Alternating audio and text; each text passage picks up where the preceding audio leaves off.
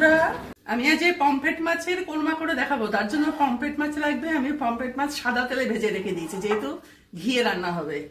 দুধ, আর এখানে কাঁচা লঙ্কা, পেঁয়াজ, কাজু, কিশমিশ, এগুলো আমি গরম জলে সেদ্ধ করে রেখেছি, বাটবো।